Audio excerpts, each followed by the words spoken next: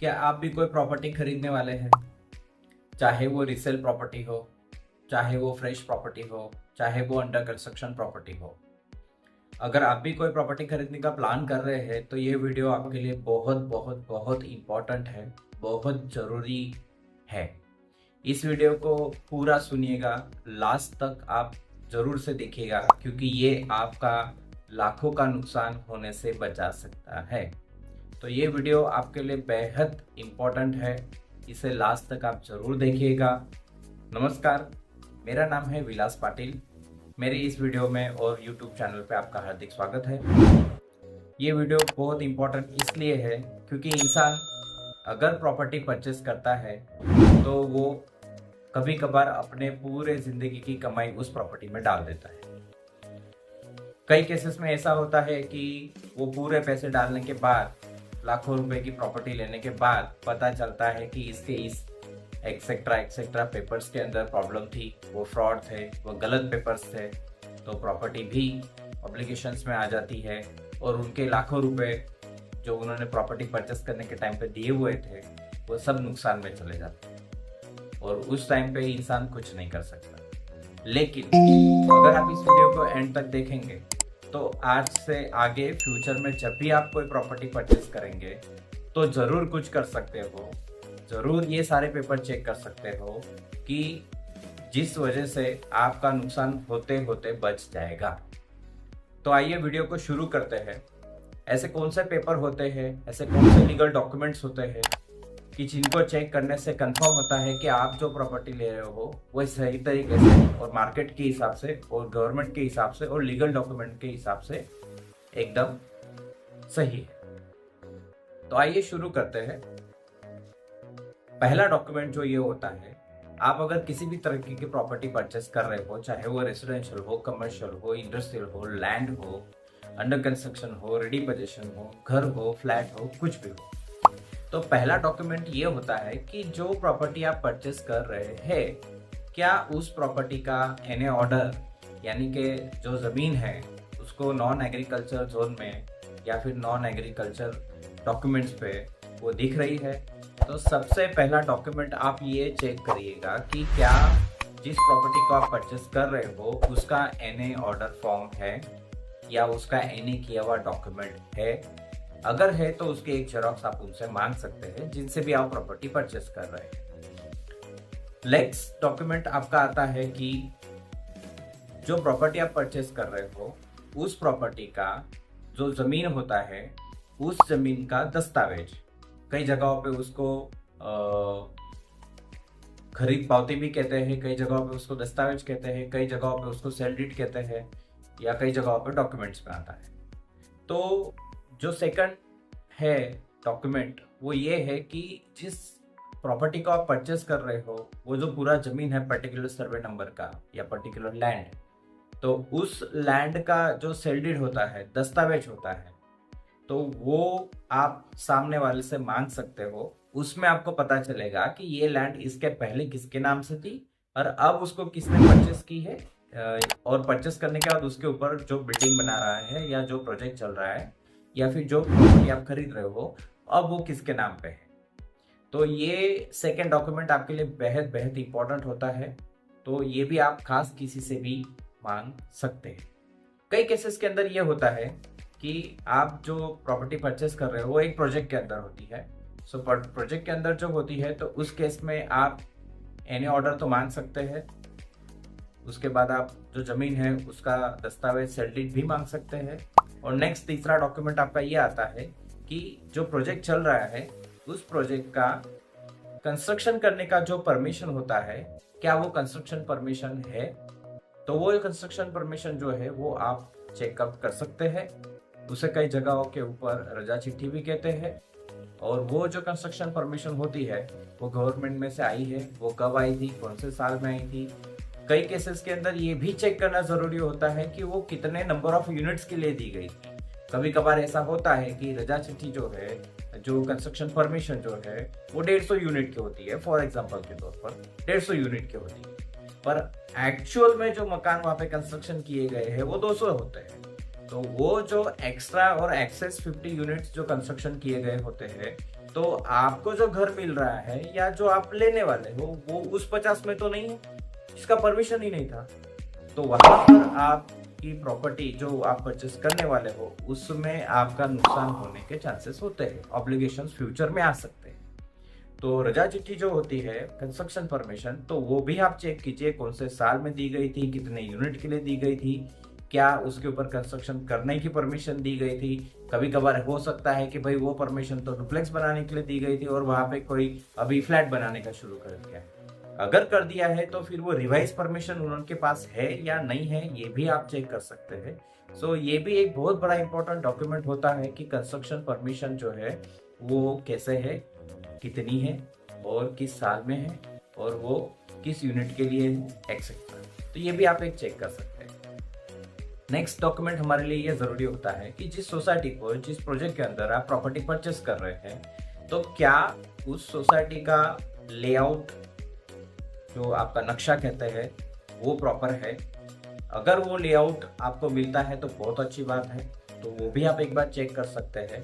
उस particular layout के अंदर फॉर एग्जांपल पे मानते हैं कि भाई 300 मकान की सोसाइटी बन रही है या 400 फ्लैट की सोसाइटी बन रही है, तो वो जो पर्टिकुलर प्रोजेक्ट बन रहा है तो उस प्रोजेक्ट के अंदर आपका जो यूनिट है वो कहाँ है भी आप चेक कर सकते हैं। क्या वो सही लोकेशन पे आ रहा है या आउट ऑफ बॉर्डर आ रहा है या एक्सेट्रा। तो ये जो सोसाइटी लेआउट होता है, प्लान होता है, बिल्डिंग प्लान होता है, ये भी आप चेक कर सकते हैं। उसमें भी आप कई तरीके से फंसते फंसते या फिर नुकसान होते होते अपने आप को बचा सकते हैं। तो ये डॉक्यूमेंट भी बहुत ज़रूरी होता है। उसमें ये भी मेंशन होता है कि परमिशन जो है वो कहाँ से आई है एंड कितने यूनिट की आई है, कौन से साल में आई है। तो ये सब चीज़ें भी आपके लिए जान लेना जरूरी होता है। अब इन डॉक्यूमेंट्स के सिवा नेक्स्ट डॉक्यूमेंट आप अपने एंड से एक चेकआउट करवा सकते हैं।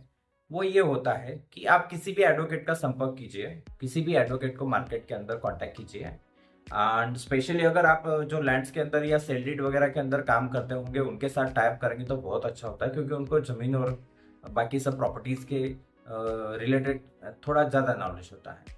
तो आप उसी तरीके से किसी एडवोकेट को कांटेक्ट करेंगे तो उनसे आप एक बार जो प्रॉपर्टी परचेस करने वाले हैं, अगर वो रीसेल है तो उसका एक बार टाइटल क्लियरेंस सर्टिफिकेट जरूर ले लेना।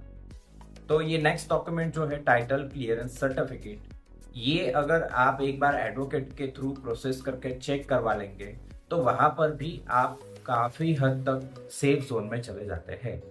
क्योंकि कई बार ऐसा होता है कि भाई एक प्रॉपर्टी आप परचेस करने गए हो, आपको जो सेलर है उसने सारी बातें एकदम क्लियर कर दी है, सब कुछ अच्छी तरीके से बता दिया है, लेकिन जब आप प्रॉपर्टी परचेस कर लेते हो उसके बाद ये पता चलता है कि इसी सेम प्रॉपर्टी के ऊपर इसके पहले भी किसी ने डॉक्यूमेंटेशन किए हुए थे, इसके पहले भी किसी ने एग्रीमेंट टू सेल किया हुआ था, पानाखत किया हुआ था या सेल डीड की हुई थी, एंड अगेन इसने दूसरी तरीके से मुझे ये गलत तरीके से बेच दी है।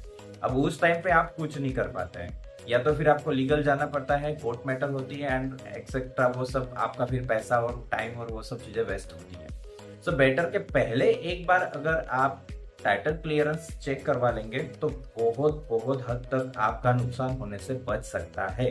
क्योंकि टाइटल क्लियरेंस के अंदर ये चीजें क्लियर हो जाती है कि इसके पहले पहले पहले कितने लोगों ने इस प्रॉपर्टी के ऊपर अपने नाम चढ़ाए थे, या फिर किसने इसके पहले परचेस की थी, क्या अभी भी उसका हक उसके ऊपर चढ़ रहा है या वो उस प्रॉपर्टी में से निकल चुका है। सो करंट इंसान के साथ, मतलब अभी जो सेलर है उसके साथ जो आप डील कर रहे हैं, तो वो जो डील है वही आज के तारीख में आपका लीगली ऑनर है, या फिर इसके पहले वाले का भी हक उसके ऊपर दिखाता है। तो ये दो ऑनर हो जाएंगे तो उसमें आपका प्रॉब्लम हो सकता है। तो कई केसेस के अंदर ये चीजें आपको चेक करना खास जरूरी होता है। अब आते हैं नेक्स्ट पॉइंट के ऊपर। नेक्स्ट पॉइंट ये होता है कि जब आप प्रॉपर्टी परचेस करेंगे तो पर्टिकुलर किसी ना किसी सोसाइटी के अंदर प्रॉपर्टी आप लेते हैं, लैंड्स वगैरह की बात नहीं कर रहे, पर्टिकुलर किसी रेसिडेंशियल प्रॉपर्टी की बात हो रही है।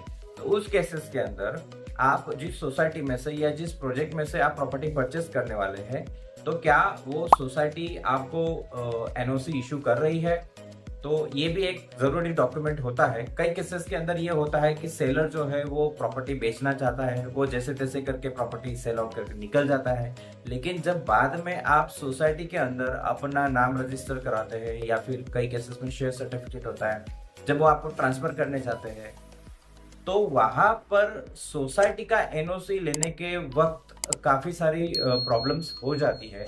सो मेरे ख्याल से सोसाइटी एनओसी जो है, ये अगर आप प्रॉपर्टी परचेस करने वाले होंगे या रिसेल प्रॉपर्टी खरीदने वाले होंगे, उसके पहले सोसाइटी एनओसी के बारे में भी आप एक बार, जो सेलर है जो आपको मकान बेच रहा है, उससे एक बार कंफर्म कर लेंगे तो ज़्यादा अच्छा रहेगा। मैं तो ये कहूँगा कि एक बार आप हो सके तो उस सोसाइटी के जो भी सेक्रेटरी होंगे उनको मिलकर सारी बातें क्लियर कर लेंगे तो ज़्यादा बेटर रहेगा, ताकि आपको डील होने के बाद में ज़्यादा प्रॉब्लम ना हो। इसके बाद आता है नेक्स्ट डॉक्यूमेंट, पोजीशन लेटर।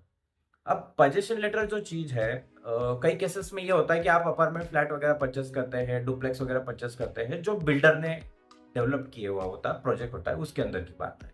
तो जब बिल्डर कोई प्रोजेक्ट डेवलप करता है तो उस केसेस के अंदर वो हर एक बायर को, जो रेसिडेंशियल अपार्टमेंट फ्लैट है, डुप्लेक्स है, बंगलो है, शॉप्स है, इस टाइप की जो बिल्डर डेवलपमेंट करते हैं सोसाइटी, उसकी बात हो रही है। तो उस टाइम पे बिल्डर जो है, एंड ऑफ द स्टोरी, जब सैलरी होती है, सारा पेमेंट होने के बाद जब दस्तावेज करके देना होता है, उस वक्त जो ऑनर होता है, जो बायर होता है, जिसने प्रॉपर्टी खरीदी है, उनको एक पोजीशन लेटर इशू करता है। तो ये भी एक जरूरी डॉक्यूमेंट है कि आपको पोजीशन लेटर एक बार जरूर से चेक कर लेना चाहिए। वो भी आपके लिए काफी हद तक हेल्पफुल डॉक्यूमेंट कहलाता है। इसके बाद का जो नेक्स्ट डॉक्यूमेंट आता है वो आता है प्रॉपर्टी कार्ड। तो प्रॉपर्टी कार्ड एक ऐसी चीज है कि जो आप आजकल काफी सारी सिस्टम ऑनलाइन हो चुकी है, तो प्रॉपर्टी कार्ड आज आप ऑनलाइन भी चेक कर सकते हैं कि ये पर्टिकुलर प्रॉपर्टी जो आप रीसेल में बाय करने वाले हैं या फिर जो भी है प्रोडक्ट, तो वो जो है वो आज की तारीख में कितना लीगल है, किसके नाम पे है, क्या उसका square metre area, square feet area, सब कुछ जो हमें बोला गया है सेलर की तरफ से, तो क्या वो सारा डिटेल उतना ही है या फिर कुछ अलग है। कई केसेस के अंदर ये होता है कि जैसे आपने प्रॉपर्टी कार्ड ऑनलाइन चेक किया, तो प्रॉपर्टी कार्ड ऑनलाइन चेक करने के बाद आपको पता चलता है कि इसका प्लॉट साइज जो है या फिर इसका एरिया साइज जो है वो इतना, फॉर एग्जांपल 1000 स्क्वायर मीटर लिखा हुआ है, बट वो एक्चुअल में होता है 900 स्क्वायर मीटर। तो उस वक्त आपको प्रॉब्लम हो जाता है। तो ये प्रॉब्लम ना हो, इसके लिए आप भी प्रॉपर्टी कार्ड चेक कर सकते हैं, या तो फिर जो सेलर है उनसे आप प्रॉपर्टी कार्ड मांग भी सकते हैं। तो ये डॉक्यूमेंट आजकल ऑनलाइन प्रोसेस भी होता है, तो ये भी बहुत एक इम्पोर्टेंट डॉक्यूमेंट है आज की करंट सिचुएशन में। तो आशा करते हैं कि आज मैंने आपको जो 8 डॉक्यूमेंट बताए हैं, ये सारे के सारे 8 डॉक्यूमेंट आपके लिए प्रॉपर्टी परचेस करने से पहले बहुत बहुत बहुत इंपॉर्टेंट होते हैं। तो ये जरूर से एक बार आप चेकआउट कर लीजिएगा, जिससे भी आप प्रॉपर्टी खरीदने वाले होंगे। और इसी तरीके के वीडियो में फ्यूचर में लाता रहूंगा, तो मेरे चैनल को सब्सक्राइब जरूर कर लेना। आशा करता हूँ ये वीडियो आपको पसंद आई होगी। अगर पसंद आई है तो इसको लाइक जरूर करना, आगे शेयर जरूर करना, ताकि कुछ लोग इस डॉक्यूमेंट के बारे में जान सकें, और इस YouTube चैनल को सब्सक्राइब जरूर से कर लेना। मिलते हैं नेक्स्ट वीडियो के लिए, तब तक thank you, tata, bye bye.